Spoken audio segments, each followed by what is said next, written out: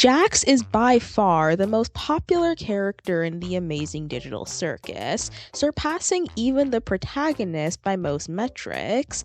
However, what's arguably just as popular is the headcanon that Jax is a closeted trans woman struggling to come to terms with his identity. I hate this headcanon. I hate this headcanon with every fiber of my being, and what's more, I think it's the canary in the coal mine for just how brain-rotted fandom's perception of gender has become, and by the end of this video, you will too. Unfriendly disclaimer that while this video is not motivated by any form of transphobia, I will not sugarcoat my feelings about this headcanon or the people who push it. So if you feel strongly about the idea and believe your fifis may be hurt by hearing someone criticize it, please leave this video. With all that out of the way, let's get into why Jax is not a trans woman.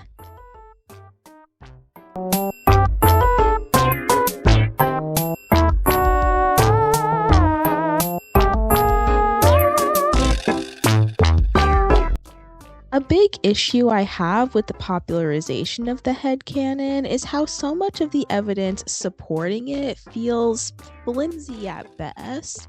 For example, a big argument I see people use is Jax's constant jokes about being the pinnacle of masculinity, insinuating that this means he's insecure about his masculinity and that this is a sign of some kind of dysphoria, as well as looking at his torture scene from episode 8 and saying that his skin being peeled off is a reference to the vulnerability and shame that comes from being forcibly outed as trans.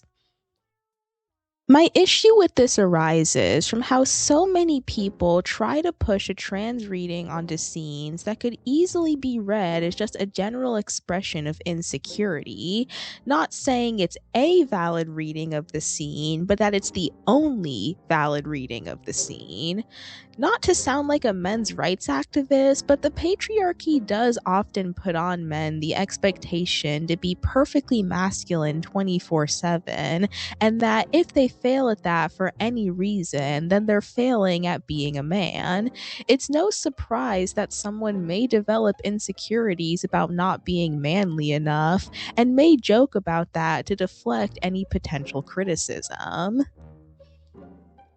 Another point people make is that Jax's room being pink and girly is a sign of his own femininity that he has yet to address, and while I'll go more into detail on why I hate this point later, I will say that femininity is societally seen as being weaker and less desirable than masculinity, so Jax's room being so girly could be seen as a manifestation of his fear of not being seen as strong, dominant, or powerful enough.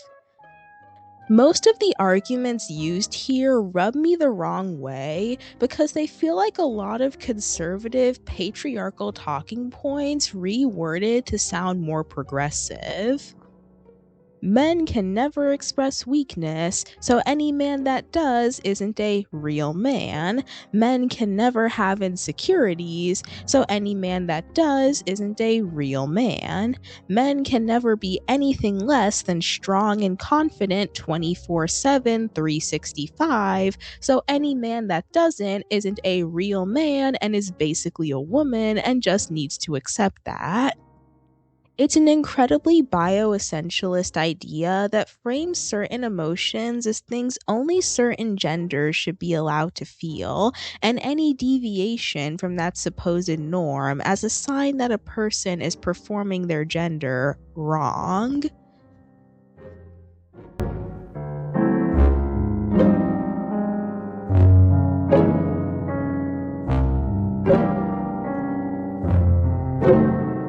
Now, the Maid Dress has been somewhat controversial since its introduction, and I, for one, am on the side of opposing it, namely because of what it represents under the lens of a trans femme reading.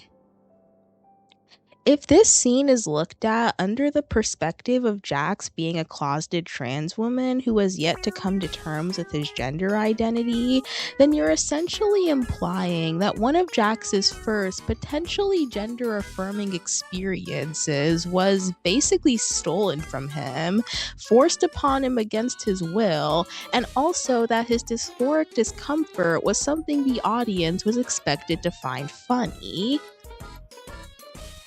Plus, there's the way maid dresses are often seen in pop culture. A person being forced to wear a maid dress is often synonymous with that person being submissive or weak, completely at the behest of whoever put them in the outfit. To put it bluntly, they're seen as a fetish item.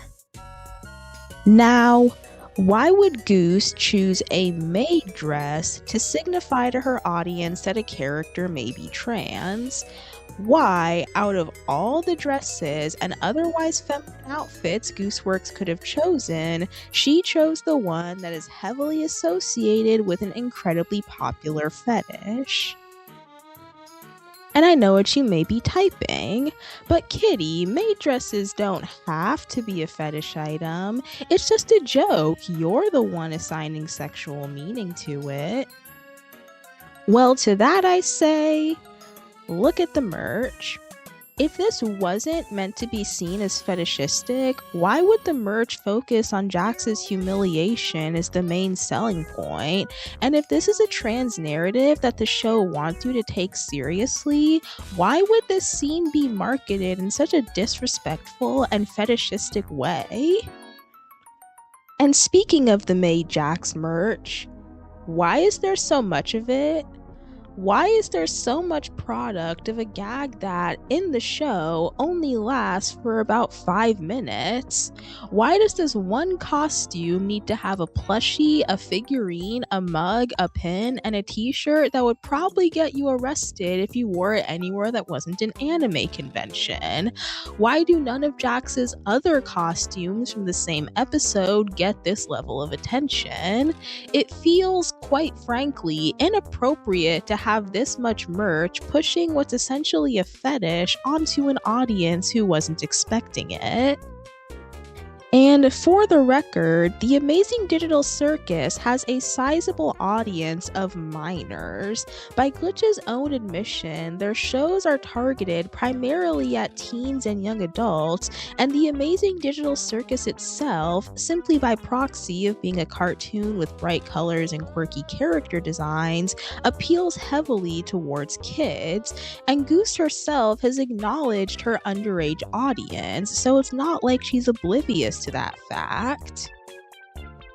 While I'm not trying to accuse Goose or Glitch of anything outwardly predatory, this feels like a covert attempt to market fetish materials to minors.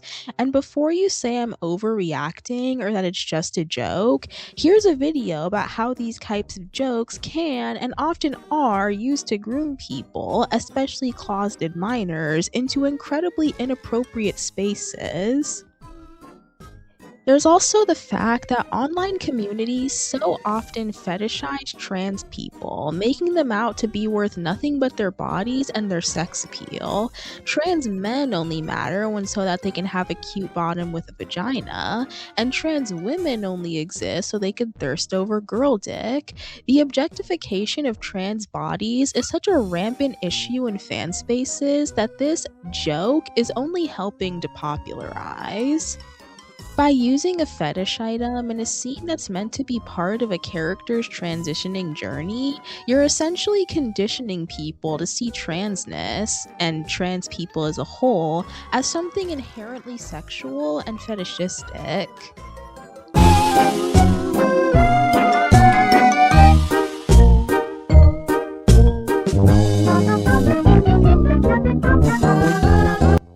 I have a bone to pick with Gooseworx, but that will be saved for my next big Digital Circus review. For now, let's just go over the statements that actually matter. A lot of the time, I see people use Gooseworx saying that she relates to Jax and that he's her self-insert to mean that Jax is a trans woman, since Goose herself is one. However, I feel like the logic behind this argument should crumble rather easily. People can, and often do, relate to characters who aren't the same gender as them, and insinuating that people can only see themselves who are exactly like them in every way, shape, or form is an incredibly regressive way to look at people's relationships with media. Besides, Goose and Jax are both insufferable jerks, so she probably could have just meant that. Another thing I see people use is Goose's replies to some posts regarding the Maid Dress scene and a doodle where she drew Jax holding a bottle of estrogen. However, Goose herself has said that she lies for fun, and she's already said so much meaningless hogwash about the character. I think she's boy who cried wolfed herself into a situation where nothing she says should be taken seriously unless corroborated. Also, slightly unrelated, but this is a big reason why I believe creators shouldn't insert themselves into their fan bases as much as Goose has. It leads to needlessly deifying them and taking everything they say as gospel to the point you almost have to keep up with the creator's online presence just to understand their work, which shouldn't be the norm for engaging with media.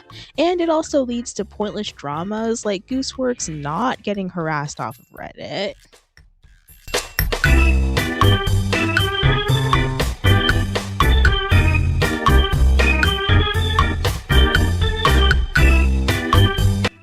The fandom's response to this theory's popularization is just disgusting. There's the nearly cult-like obsession people have with this theory, at least in certain spaces. If you dislike the idea, or God forbid, headcanon the character as a trans man, then be prepared to have a bunch of angry anime and furry PFPs telling you how you're basically J.K. Rowling reincarnated for headcanoning the funny bunny man as the wrong gender. This theory has raised the most spoiled sector of the fan base, a bunch of entitled brats who think they deserve to be coddled and think that not sharing the same headcanon as them makes you the devil incarnate. It also annoys me the way the idea of Jax transitioning is idealized and almost fetishized. Most of the time, when people depict a post-transition Jax, who's often given the name Daisy after the song Daisy Bell, she's typically portrayed as weak, gentle, kind, soft-spoken, and by all accounts, completely different from the Jax we know. While this is undeniably motivated by misogyny and the belief that women can never be cruel or crass, I also think this reveals something about the way the fandom views trans women as a whole. They don't see trans people as people. They don't see Daisy as a person with the same flaws and toxic traits as her pre-transition self. They see her as essentially an object to be ogled at, a pretty pink, blue, and white package they can parade around to show how progressive their show and their fandom is. Daisy is also often drawn with a weirdly sexualized body compared to the other female characters, which only reinforces my belief that most people only see her as a sex object and secretly have a super conservative view of gender. Another thing of note is how objectified transitioning is framed. She always gets the perfect body, everybody instantly respects her name and pronouns, and she's almost never shown to struggle with adjusting to her new persona. And I get it. People like projecting onto their favorite characters, giving them the lives they want to live, and there's nothing inherently wrong with that, nor am I saying that transitioning needs to be framed as this Herculean task, or that trans people should only ever be miserable so that their transition is valid. But when the overwhelming majority of people only ever portray Daisy's transition as a simple snap of the finger change from boy to girl, it just feels like they don't actually care about or respect how difficult of a process reinventing yourself from the ground up can be. By portraying transitioning as something that can be done with no effort, it reinforces the belief that transitioning is only a trend, something people do for fun, and not an incredibly long, difficult, and often expensive or dangerous process that people do to alleviate dysphoria and feel more comfortable in their own bodies.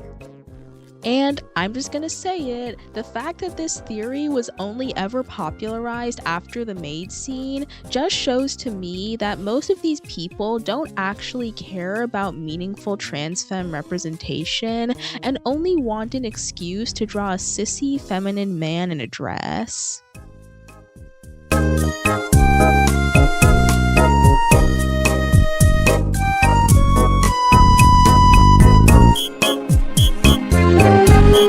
Finally, I would hate the idea of Jax being trans femme and that being the positive conclusion to her arc because of what it says on a thematic level.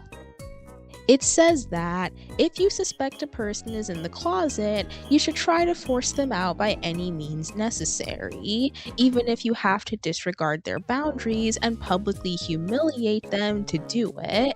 It retroactively reframes the Maid Dress scene, you know, the one where Jax was in clear distress and panicking while the other characters just thought it was the funniest thing they'd ever seen, as a good thing. We all know the finale is just going to be an hour of Jax getting coddled, so it's saying that you shouldn't be upset at or hold genuinely terrible people accountable for their actions, since they may just be suffering from gender dysphoria. By using the maid dress as a symbol of Jax's coming out, you're saying that it's normal and acceptable to and see trans people as something that can and should be sexualized. Not to mention, there's also the fact that the primary targets of Jax's bullying are cis women, and trans women being aggressive or dangerous to cis women is already a popular stereotype that we don't need an incredibly mainstream series unintentionally reinforcing. The possibility of Jax being a trans woman only sends more harmful messages than it does good ones, and I have no faith in the finale to remedy this. Also, I couldn't think of anywhere else to fit this in, but why does Jax get to have a haphazardly shoved in trans storyline when Zubul, who's implied to be some flavor of genderqueer, already exists and explicitly suffers from body and or gender dysphoria? Why does Jax, who was never implied to have any real insecurities before episode 6, suddenly become the poster child for trans representation while Zubul gets their dysphoria solved off screen? Is it because twinks and maid dresses are more marketable? Why does this upset me so much? Why did I feel the need to make a 20-minute long video ranting about my hatred for this particular theory? I hate this theory because of what it says about people's standards for writing and representation.